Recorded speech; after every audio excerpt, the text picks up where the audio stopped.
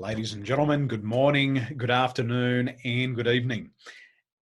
Over the past decade, our guest has advised people on their presentation and personal styles for both personal and professional needs.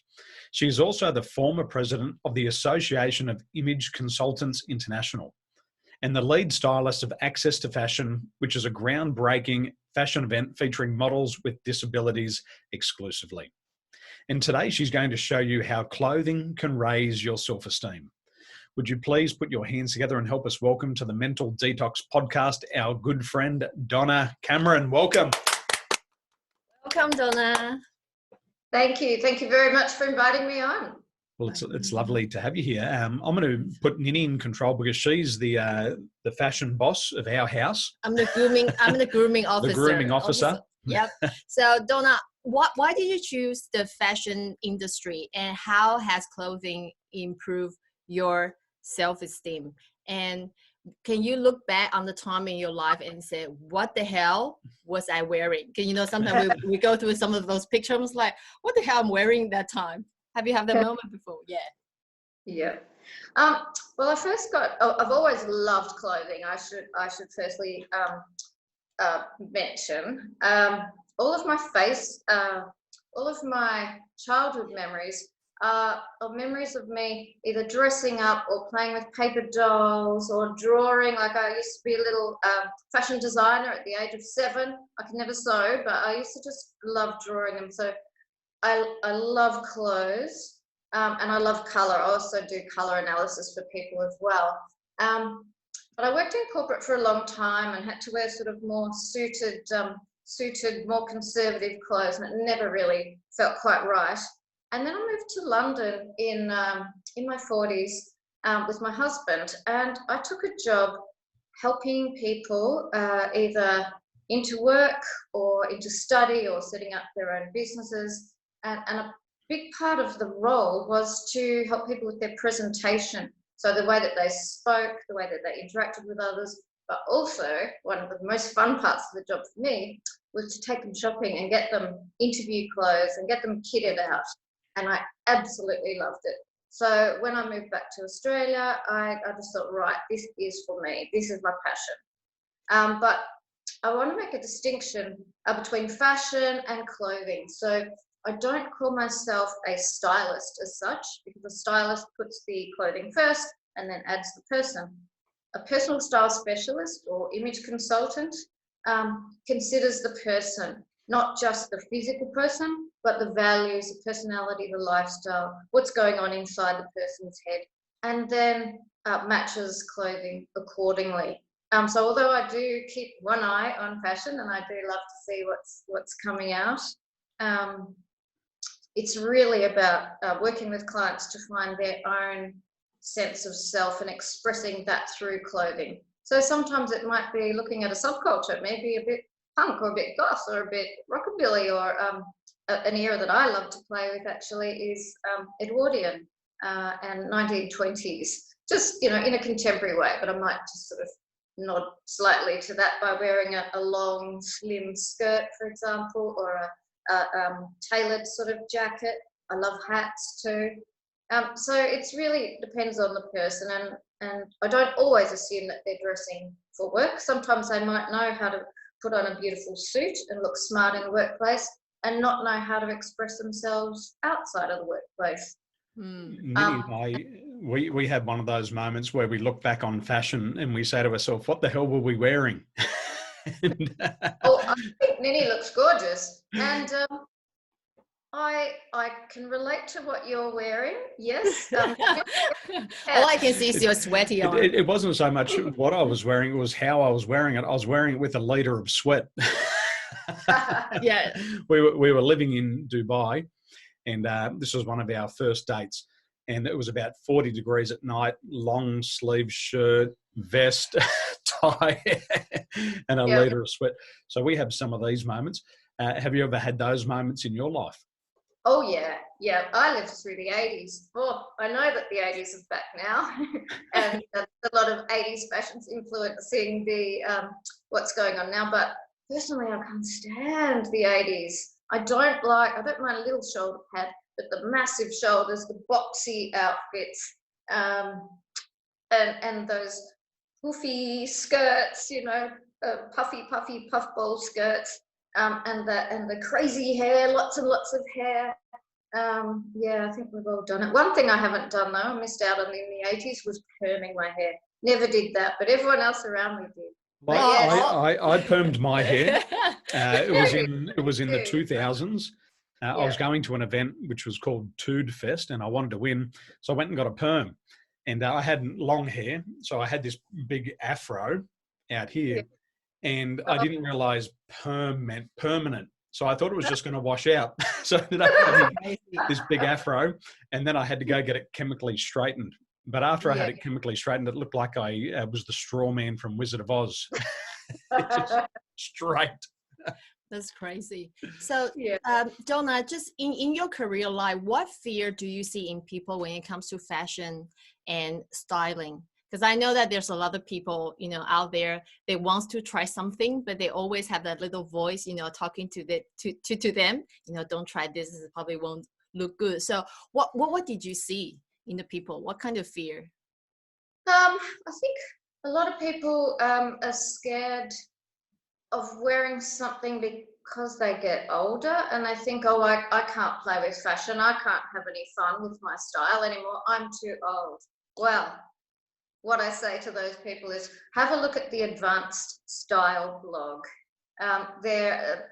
The curator of that just specializes in people over 60, men and women, just wearing fabulous things, great glasses, great hats, lots of color. Iris Apfel is a perfect example of one of those people. There is plenty of scope for having fun with your personal style and fun with fashion. So it's never too late. I've had clients in their teens, but I've also had clients, a couple of clients in their 80s, and obviously everything in between. It's never too late to have fun with fashion.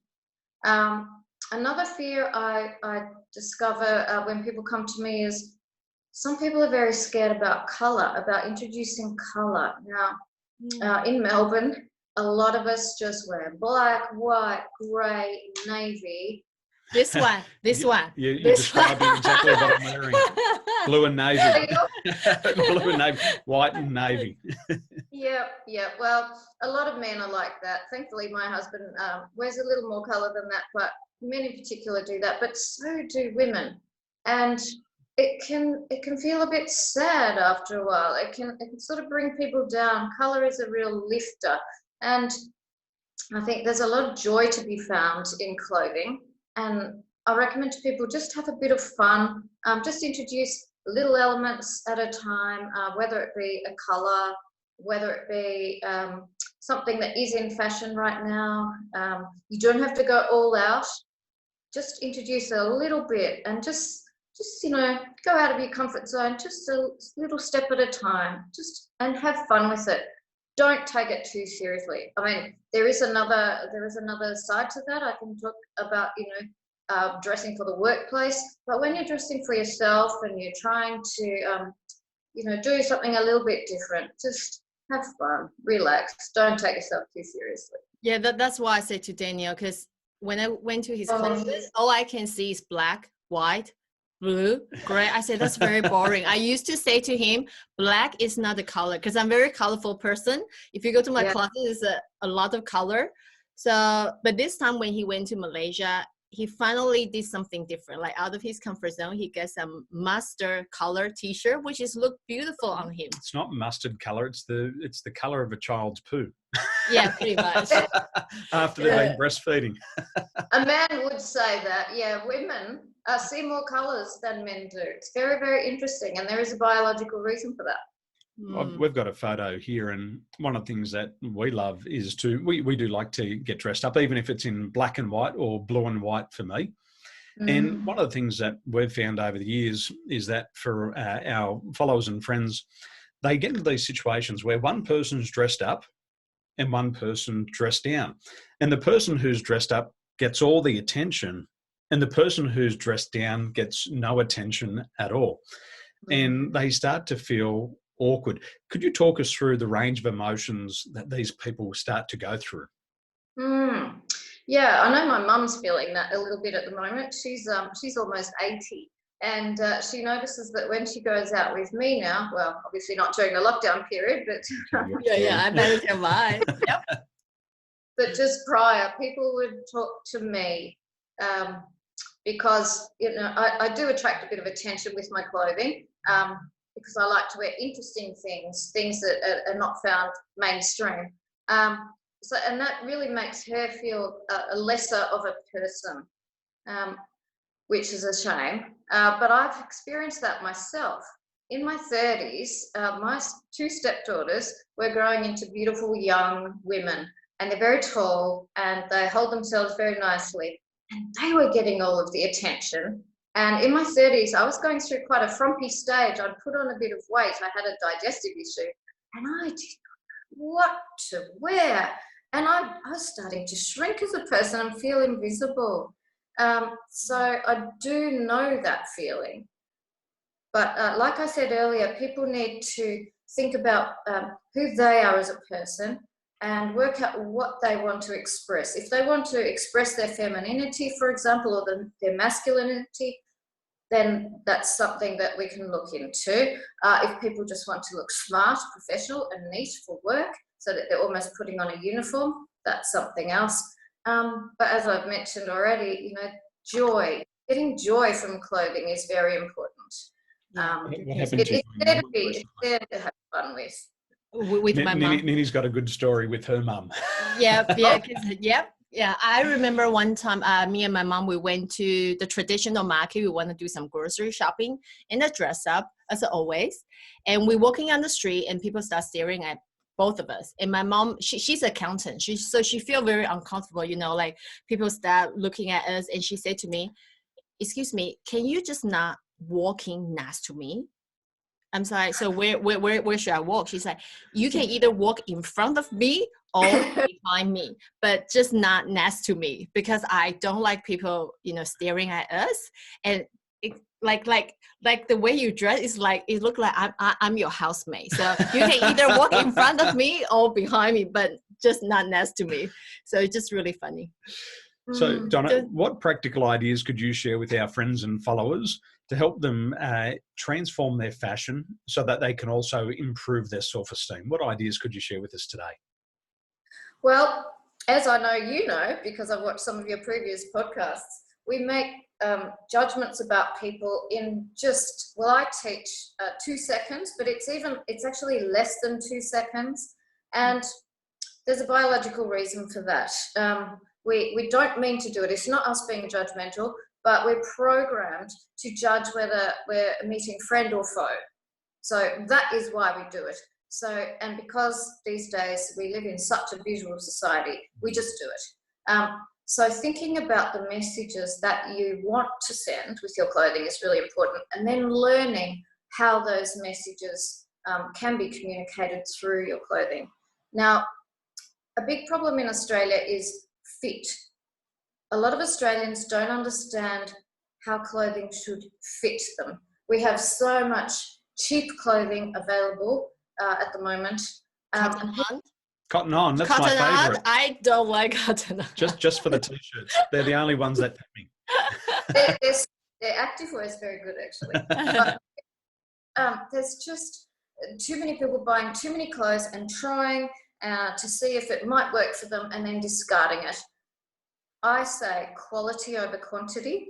You don't need to spend a lot of money, but you do need to ensure that your clothing fits. And yes, Australians have forgotten what fit means. It just because you can do something up doesn't mean that it necessarily fits you.